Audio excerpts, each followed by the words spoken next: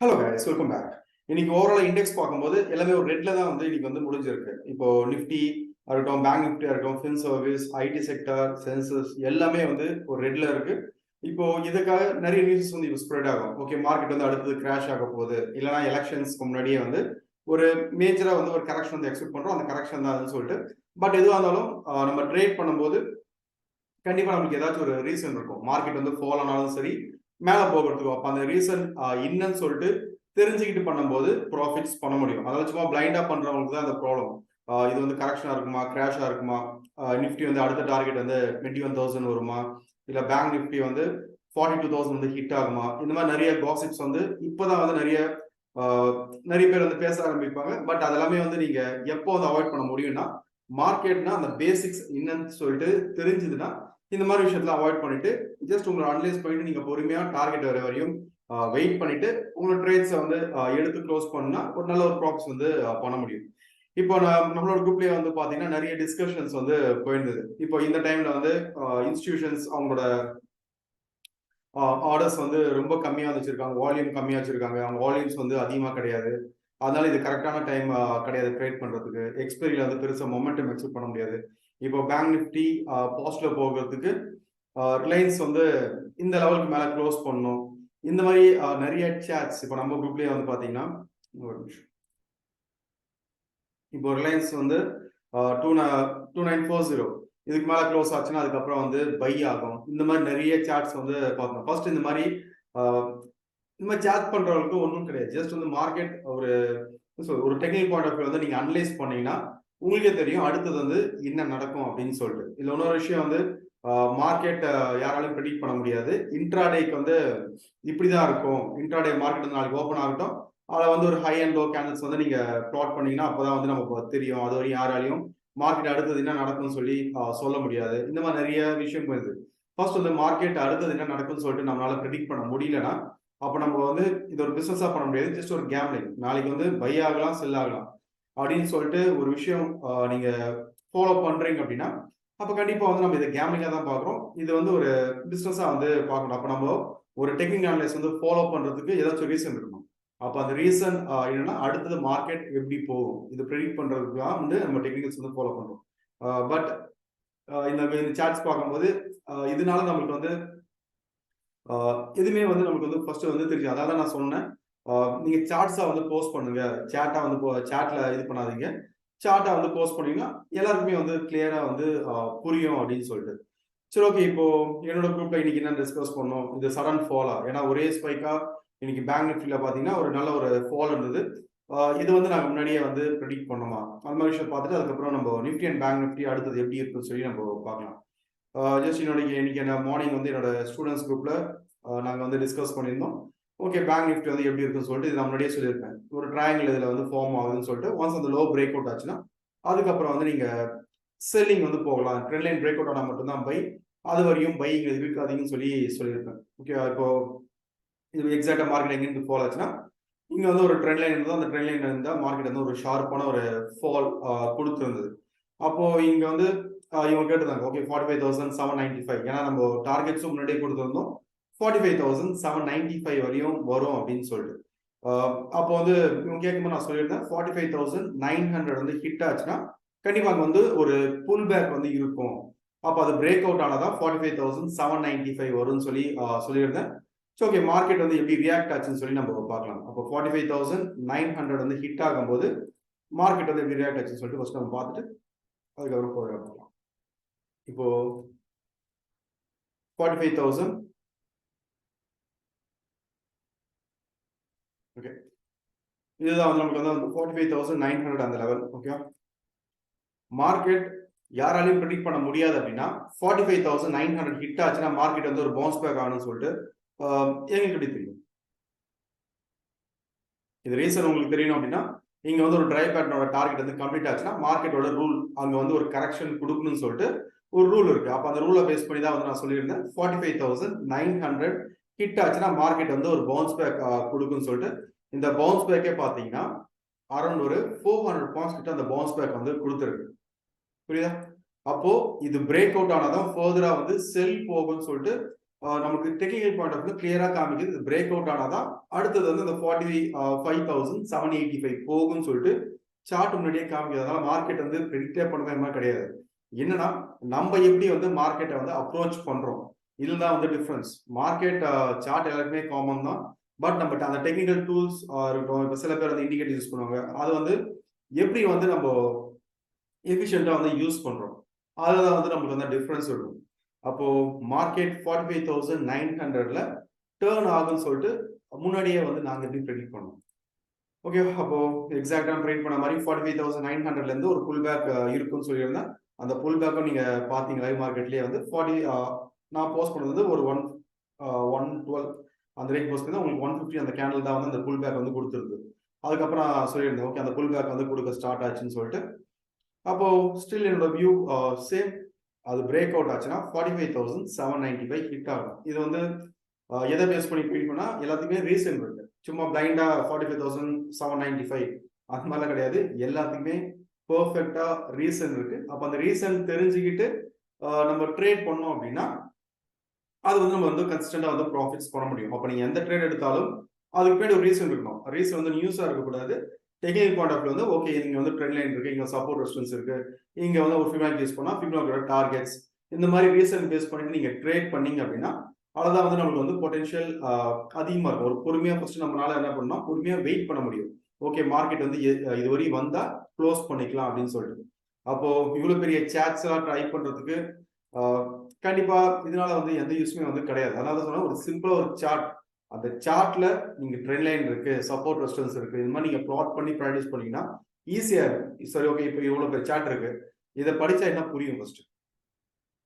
Nifty ஏன் first Reliance இது மேல க்ளோஸ் ஆச்சுன்னா நிஃப்டி ஏன் மேல போகணும், ஏதாச்சும் யூஸ் ஏதாச்சும் ஃபேக்ட்ஸ் இருக்கா மேல போகணும்னு சொல்லிட்டு. கண்டிப்பா வந்து ரிலையன்ஸ் அந்த மேல க்ளோஸ் ஆச்சுன்னா நிஃப்டி போகணும்னு சொல்லிட்டு அந்த மாதிரி எதுவும் கிடையாது. ரிலையன்ஸ் க்ளோஸ் ஆச்சுன்னா ரிலையன்ஸ் தான் போகும், நிஃப்டி போகும்ட்டு கிடையாது. நிஃப்டி 50 வந்து ஒரு காம்பினேஷன் ஆஃப் 50 ஸ்டாக்ஸ். அப்போ ரிலையன்ஸ் மட்டுமே பேஸ் பண்ணி நிஃப்டி மூவ் ஆகுதுன்னா கண்டிப்பா ரிலையன்ஸ் பேஸ் பண்ணி மட்டுமே நிஃப்டி வந்து மூவ் ஆகல. அது தவிர்த்து ஒரு 49 ஸ்டாக்ஸ் இருக்கு. அப்ப அந்த 49 ஸ்டாக்ஸ் வந்து என்ன ட்ரெண்ட்ல இருக்கோ அந்த ட்ரெண்டை பேஸ் பண்ணி தான் நிஃப்டி வந்து மூவ் ஆகும். ஏன்னா இப்போ ரிலையன்ஸ் ஸ்டாக்கே நீங்க பார்க்கலாம், ஆல் டைம் ஹை ஹிட் பண்ணியாச்சு, எல்லாருமே சொல்லியாச்சு மார்க்கெட் அடுத்தது வந்து ரிலையன்ஸ் வந்து வேற லெவலில் பெர்ஃபார்ம் ஆகுதுன்னு சொல்லிட்டு. பட் இப்பயே மார்க்கெட் வந்து ஃபாலோ ஆகுது.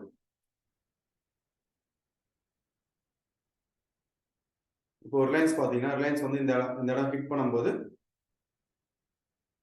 இந்த லெவல் பிரேக் அவுட் பண்ணும்போது எல்லாம் டிசைட் பண்ணியாச்சு மார்க்கெட் வந்து இது பை தான் ரிலையன்ஸ், இதுக்கப்புறம் நிஃப்டி வந்து ஆல் டைம் ஹைஸ் தான் ஹிட் ஆகும்னு சொல்லிட்டு. பட் ரிலையன்ஸ் இங்க ஃபாலோ ஆகிறதுக்கும் ரீசன் இருக்கு. முன்னாடி வந்து போலீஸ் வந்து ட்ரெண்ட் லைன் இருக்கு, அப்போ இது பிரேக் அவுட் ஆனாதான் ஃபர்தரா மேலே போகும். அப்போ ரிலையன்ஸ் ஏன் இன்னைக்கு சடனா ஒரு ஃபால் ஆச்சு, இது எதுவுமே சடனால நடக்கல, எல்லாமே பெர்ஃபெக்டா டெக்னிக்கல் பேஸ் பண்ணி தான் வந்து மார்க்கெட் மூவ் ஆகுது. அது புரிஞ்சுக்கிட்டா நம்ம மற்றவங்க ஏதாச்சும் சொன்னாங்கன்னா ஃபர்ஸ்ட் சும்மா பிளைண்டா நம்ப மாட்டோம். அப்ப எல்லாத்தையுமே வந்து யாராச்சும் சொன்னாங்கன்னா அதுக்கு என்ன ரீசன், இந்த ரீசனை வந்து நீங்க கேளுங்க. என்னோட பாயிண்ட் ஆஃப் வியூ வந்து 90% ரீசன் சொல்ல மாட்டாங்க. இந்த ரீசனுக்காக சொல்ல மாட்டாங்க. ஜஸ்ட் ஒரு நியூஸ் இருக்கு, இப்படி இருக்கு அப்படி இருக்குது, எலெக்ஷன்ஸ் பேஸ் பண்ணிட்டு மார்க்கெட் வந்து கீழே வருது, எலெக்ஷன் பேஸ் பண்ணிட்டு மார்க்கெட் வந்து மேலே போகுது.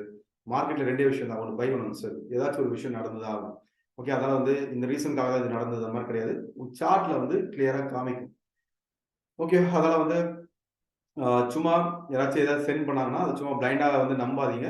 ரீசன் கேளுங்க. ஏன் வந்து ரீசன் கேட்டீங்கன்னா உங்களுக்கே வந்து அதுல ஏதாச்சும் ஒரு விஷயம் வந்து தெரிஞ்சுக்கலாம். ஓகே அதாவது ஏன்னா இப்போ என்ன பிக் பண்ணி கேட்டதுங்க, அதுல நிறைய சாட்ஸ் இருக்கு, அதுல வந்து உங்களோட வியூ என்னன்னு சொல்லிட்டு ஃபர்ஸ்ட் அந்த சாட்ஸ் அந்த மாதிரி ஃபர்ஸ்ட் நான் அதை வந்து பார்க்க மாட்டேன். ஏன்னா மார்க்கெட் வந்து சிம்பிளா தான் இருக்கும். ஏன்னா நம்ம இப்போ நான் வந்து எப்படி அனலைஸ் பண்றேன், நிஃப்டி அண்ட் பேங்க் நிஃப்டி நான் எப்படி அனலைஸ் பண்றேன்னு சொல்லிட்டு ஜஸ்ட் நம்ம லைவ்லயே வந்து பார்த்தலாம். ஓகே இப்போ ஒரு பெரிய ஒரு ஃபால் இருந்தது, இப்போ வந்து மார்க்கெட் வந்து கிராஷ் ஆகும்னு சொல்லிட்டு தான் மோஸ்ட்லி யூடியூப்ஸ் வந்து நிறைய பேர் பேசுற ஒரு விஷயம். ஏன்னா 250 பாயிண்ட்ஸ் கிட்ட ஃபால் இருக்கு இன்னைக்கு. ஃபர்ஸ்ட் வந்து நம்ம நிஃப்டி பார்த்துலாம். இப்போ நம்ம நிஃப்டி வந்து முன்னாடியே வந்து ப்ரெடிக்ட் பண்ணிருந்தோம். நிஃப்டி வந்து மேஜரா இந்த ரெசிஸ்டன்ஸ் வந்து பிரேக் அவுட் ஆச்சுன்னா அதுக்கப்புறம் இங்க வந்து ரெசிஸ்டன்ஸ் லெவல்ல இருக்கு, இந்த ரெசிஸ்டன்ஸ் பிரேக் அவுட் ஆச்சுன்னா அதுக்கப்புறம் வந்து பை போகலாம்னு சொல்லிட்டு சொல்லியிருந்தேன். 22,200 இந்த ரேஞ்ச். ஓகே 22,171 இந்த ரேஞ்ச் வந்து பிரேக் அவுட் ஆச்சுன்னா அதுக்கப்புறம் பை போகலாம்னு சொல்லியிருப்பேன். மார்க்கெட் அந்த ரேஞ்சுக்கு வந்து பிரேக் அவுட் பண்ண முடியல, ஏன்னா அங்கிருந்தா வந்து இன்னைக்கு வந்து அந்த ஃபால் நடந்திருக்கு. சரி ஓகே இப்போ இவ்வளவு தூரம் வந்து ஃபால் இருக்கு. இப்போ இந்த ஃபால் எது வரையும் வர்றதுக்கு பாசிபிலிட்டிஸ் இருக்கு அப்படின்னா இந்த ட்ரெண்ட் லைன் வரையும் என்னோட வியூ இந்த ட்ரெண்ட் லைன் வரையும் வரதுக்கு தான் வந்து பாசிபிலிட்டிஸ் இருக்கு. இதை நீங்க ஃபியூ செக் பண்ணிங்கனாலும் தெரியும். அந்த ரீட்ரேஸ்மெண்ட் லெவலும் சரி, இந்த ட்ரெண்ட் லைன் ரெண்டுமே வந்து ஒரே இடத்துல தான் வந்து மேட்ச் ஆகும். அப்போ இது ஃபால் ஆனாலும் என்னோட பாயிண்ட் ஆஃப் வியூ இந்த ரேஞ்ச் வந்து பிரேக் அவுட் ஆனாதான் மேஜரா வந்து ஃபால் ஆகிறதுக்கு பாசிபிலிட்டிஸ் இருக்கு. அப்போ என்னோட பாயிண்ட் ஆஃப் வியூ இது கீழே ஃபால் ஆனாலும் 21,836 இந்த ரேஞ்ச் வரையும் வரதுக்கு தான் வந்து இப்போதைக்கு வந்து பாசிபிலிட்டிஸ் இருக்கு. ட்ரெண்ட் ரிவர்சல் ஆனதான் வந்து பை இப்போதைக்கு ஒரு இன்ட்ராடே பார்க்கும்போது செல்லிங்ல தான் இருக்கு. அதனால இது ஃபால் ஆனாலும் இந்த ரேஞ்ச் தான். ஏன்னா இப்போ நாளைக்கு வந்து எக்ஸ்பைரினால ஜாக்பாட் கால்ஸ் அடுத்த டார்கெட் 21,000 அது வரைக்கும் போகும். சும்மா ஒரு 0 இந்த மாதிரிலாம் ட்ரை பண்ணி நிறைய பேர் ரெக்கமெண்டேஷன் கொடுப்பாங்க. But as per SEBI rule calls வந்து இல்லீகல். ஓகே, அதனால வந்து கால்ஸ் டிபெண்ட் பண்ணி பண்ணாதீங்க. நீங்களே அனலைஸ் பண்ணுங்க. அனலைஸ் பண்ணிட்டு அதை பேஸ் பண்ணிட்டு உங்களோட டிசிஷன்ஸ் வந்து எடுத்துக்கோங்க. இப்போ நான் சொல்றதும் ஜஸ்ட் என்னோட பாயிண்ட் ஆஃப் வியூ. நீங்களும் வந்து அனலைஸ் பண்ணுங்க, இல்லைன்னா உங்க ஃபினான்ஷியல் அட்வைசரை கேட்டு அதை பேஸ் பண்ணிட்டு உங்களோட டிசிஷன்ஸ் எடுத்துக்கோங்க. என்னோட பாயிண்ட் ஆஃப் வியூ இந்த ட்ரெண்ட் லைன் வரையும் வரதுக்கு தான் வந்து நிஃப்டி பாசிபிலிட்டிஸ் இருக்கு. நீங்க ஹிட் பண்ணதுக்கு அப்புறம் ஒரு பவுன்ஸ் பேக் கொடுக்கும். இதுதான் வந்து நிஃப்டி என்னோட பாயிண்ட் ஆஃப் வியூ. இப்போ நாளைக்கு எக்ஸ்பைரி. நெக்ஸ்ட் வந்து நம்ம பேங்க் நிஃப்டி பார்க்கலாம். இப்போ பேங்க் நிஃப்டியும் பார்த்தீங்கன்னா இதுவும் நம்ம கிளியரா வந்து முன்னாடியே சொல்லியிருந்தோம். பேங்க் நிஃப்டி இந்த லெவல் பிரேக் அவுட் ஆனா மட்டும்தான் இந்த ரேஞ்ச் வந்து முன்னாடியே வந்து கொடுத்துருப்பேன். ஜஸ்ட் என்னோட ப்ரீவியஸ் வீடியோஸ் வந்து இங்க செக் பண்ணி பார்க்கலாம். இந்த ரேஞ்சுக்கு மேல க்ளோஸ் ஆகணும். க்ளோஸ் ஆனா மட்டும்தான் வந்து பைன்னு சொல்லியிருந்தேன். இப்போ இந்த கேண்டில் வந்து நம்ம பிரேக் அவுட்டா கன்சிடர் பண்ண மாட்டோம். அதுக்கு என்ன ரீசன் சொல்லிட்டு என்னோட லைவ் செஷன்ஸ்லயும் நான் சொல்லியிருக்கேன். ஓகே, அப்போ இந்த லெவல் வந்து பிரேக் அவுட் இது கிடையாது. மார்க்கெட் எக்ஸாக்டா எங்கிருந்து ஃபாலோ ஆகுதுன்னா எக்ஸாக்டா இந்த லெவல் இருந்தா வந்து ஃபாலோ ஆகும். அப்போ பேங்க் நிஃப்டியோட டார்கெட் நான் என்னோட முன்னாடி என்னோட டார்கெட்ஸ் சொல்லியாச்சு 45,785. அப்போ அந்த 45,900 வந்து பிரேக் அவுட் ஆச்சுன்னா என்னோட வியூ அடுத்த டார்கெட் வந்து 45,785 வரத்துக்கு பாசிபிலிட்டிஸ் இருக்கு. இதுவும் வந்து நீங்க ரீட்ரெஸ் பண்ணி செக் பண்ணி பார்த்தீங்கன்னா பர்ஃபெக்டா உங்களுக்கு வந்து மேட்ச் ஆகும். எப்போ வந்து நம்ம பை போலாம்னு சொல்லியும் என்னோட ப்ரீவியஸ் வீடியோ வந்து நான் சொல்லியிருக்கேன். ஒன்ஸ் நமக்கு வந்து இந்த ட்ரெண்ட் லைன் பிரேக் அவுட் ஆகணும். இந்த ட்ரெண்ட் லைன் பிரேக் அவுட் ஆனதுக்கு அப்புறம் பையிங் போகுது. இப்போதைக்கு வந்து பையிங் போகிறது சேஃப் கிடையாது. இன்னும் ஃபுல்லா நமக்கு வந்து இந்த செல் ட்ரெண்ட் ஸ்டார்ட் ஆகணும். ஜஸ்ட் ஒரு சைட் பேஸ் மார்க்கெட். இப்போ ஓவராலா பாத்தீங்கன்னாலும் மார்க்கெட் என்ன ஸ்ட்ரக்சர்ல இருக்குன்னா ட்ரையாங்கிள் பேட்டர்ன்ல இருக்கு. அவ்வளவுதான். இப்போ ஃபுல்லாவே கன்சல்டேஷன் மேஜரா வந்து ஒரு பிரேக் அவுட் ஆச்சுன்னா அப்பதான் வந்து நமக்கு வந்து ஒரு மேஜரா ரேலியா ஸ்டார்ட் ஆகும். இது ஜஸ்ட் வந்து ஒரு ட்ரையாங்கிள் பேட்டர்ன்ல இருக்கு. அப்போ ட்ரையாங்கிள் பேட்டர்ன் இருக்குன்னு சொல்லிட்டு நம்ம முன்னாடியே ஃபைண்ட் பண்ணியிருந்தா பாட்டம் டு டாப் திரும்பியும் பாட்டம் ஹிட் பண்ணிருக்கு. டாப் திரும்பியும் எங்க வரணும், மார்க்கெட் வந்து கீழே வரும். இவ்வளவுதான். இப்போதைக்கு வந்து என்னோட பாயிண்ட் ஆஃப் வியூ ட்ரையாங்கிள் பேட்டர்ன்ல இருக்கு. அப்போ இது பிரேக் அவுட் ஆச்சுன்னா ஒரு டிரைவ் பேட்டர்ன் டார்கெட் தான் அந்த 45,785. அப்போ அதுவும் நமக்கு பிரேக் அவுட் ஆச்சுன்னா ஓவராலா வந்து இது இந்த ட்ரெண்ட் லைன் வரையும் வரதுக்கு பாசிபிலிட்டிஸ் இருக்கு. அதனால ட்ரெண்ட் ரிவர்சல் ஆனதுக்கு அப்புறம் பையிங் போகிறது சேஃப். ஓகே, இப்போ நான் உங்களுக்கு எக்ஸ்பிளைன் பண்ணது ஓரளவுக்கு புரிஞ்சிருக்குன்னு நினைக்கிறேன். அப்போ நீங்க சேட் அதை பார்த்துட்டு உங்களுக்கு புரியுதா, இல்லைன்னா வந்து ஒரு ஸ்கிரிப்ட் வந்து ஒரு சார்ட்ல நீங்க வந்து ஒரு ஸ்ட்ரக்சரா பார்க்கும்போது ஈஸியா புரியுதுன்னு சொல்லிட்டு ஜஸ்ட் நீங்க கமெண்ட்ஸ்ல மென்ஷன் பண்ணுங்க. நம்ம அப்கமிங் வீடியோஸ்ல வந்து உங்களுக்கு அந்த ஸ்ட்ரக்சர் பேஸே உங்களுக்கு வந்து அனலைஸ் பண்ணி சொல்லணும்னாலும் அதை பேஸ் பண்ணிட்டு என்னோட வியூஸ் வந்து நான் ஷேர் பண்ணுறேன். ஓகே, அதனால வந்து யாராச்சும் கிராஷ் அது இதுன்னு சொன்னாங்கன்னா சும்மா பிளைண்டா நம்பாதீங்க. ஜஸ்ட் நீங்களும் வந்து அனலைஸ் பண்ணி பாருங்க. ஏன்னா இது கேம்பிளிங் கிடையாது. சும்மா இவங்க வந்து பை சொன்னாங்க, அவங்க வந்து செல் சொன்னாங்கன்னு சொல்லிட்டு நீங்க பண்றது. எண்ட் ஆஃப் த டே பார்க்கும்போது உங்களோட கேபிட்டல் தான் லாஸ் ஆச்சுனாலும் அது உங்களுக்கு மட்டும்தான் வந்து பாதிப்பு இருக்கும், அவங்களுக்கு எந்த பாதிப்பும் இருக்காது. அதனால வந்து சும்மா வந்து பிளைண்டா எதையும் வந்து ஃபாலோ பண்ணாதீங்க. எல்லாத்துக்குமே ரீசன் இருக்கு. மார்க்கெட் மேல போகிறதுக்கும் ரீசன் இருக்கு, கீழே வரத்துக்கும் ரீசன் இருக்கு. அது என்ன ரீசன் சொல்லிட்டு தெரிஞ்சுக்கிட்டு ட்ரேட் பண்ணா ப்ராஃபிட்ஸ் பண்ண முடியும். இல்ல தெரியாம நான் ட்ரேட் பண்ண போறேன்னா அது வந்து ஜஸ்ட் கேம்பிளிங். அது உங்களோட இது. அதுக்குள்ள அந்த அளவுக்கு டீப்பா வந்து போகிறது. Okay, okay. இப்போ நீங்களும் வந்து ஒரு ஸ்கிரிப்ட் எப்படி வந்து டார்கெட் ஃபிக்ஸ் பண்றது, எப்படி வந்து ஒரு ஸ்ட்ரக்சர் அனலைஸ் வந்து எப்படி பண்ணணும், இதெல்லாம் நீங்களும் வந்து தெரிஞ்சுக்கிட்டு இண்டிபெண்டா ட்ரேட் பண்ணணும். இப்போ கால்ஸ் நிறைய பேர் ப்ரொவைட் பண்றாங்க. பட் அந்த கால்ஸ் மற்றவங்களை டிபெண்ட் பண்ணாம எப்படி நீங்களே வந்து அனலைஸ் பண்ணிட்டு இண்டிபெண்டா ட்ரேட் பண்ணணும். ஏன்னா இப்போ டார்கெட் லெவல்ஸ் வந்து அவங்களுக்கும் தெரியும் அந்த 45,785 வந்து எப்படி நான் ஃபிக்ஸ் பண்ணணும்னு சொல்லிட்டு. அப்போ எல்லாரோட வியூ சேமா இருக்கும்போது கண்டிப்பா மார்க்கெட் அந்த டைரக்ஷன்ல தான் வந்து போகும். சடனாலாம் மேலதான் போகாது. டார்கெட் ஹிட் பண்ணணும்னா கண்டிப்பா டார்கெட் ஹிட் பண்ணியே ஆகலாம். இதுதான் வந்து நம்ம டெக்னிக்கல்ஸ் காமிச்ச விஷயம். அப்போ நீங்களும் அதை தெரிஞ்சுக்கிட்டு ட்ரேட் பண்ண நினைக்கிறவங்க டிஸ்கிரிப்ஷன் வந்து என்னோட கான்டாக்ட் டீடைல்ஸ் இருக்கு. நீங்க ஆன்லைன்ல டைரக்ட் கிளாஸ் வந்து இண்டிகேட்டர்ஸ் யூஸ் பண்ணாம பியூர் பிரைஸ் ஆக்ஷன் பேஸ் பண்ணிட்டு நீங்க வந்து ஒரு மார்க்கெட்டை வியூ பண்ணணும்னு நினைக்கிறவங்க என்னோட வாட்ஸ்அப் நம்பர் நீங்க பிங் பண்ணுங்க. நான் ட்ரேடிங் ஷேர் பண்ணுங்க. ஓகே, இந்த வீடியோ உங்களுக்கு யூஸ்ஃபுல்லாக இருந்திருக்குன்னு நினைக்கிறேன். தேங்க்யூ.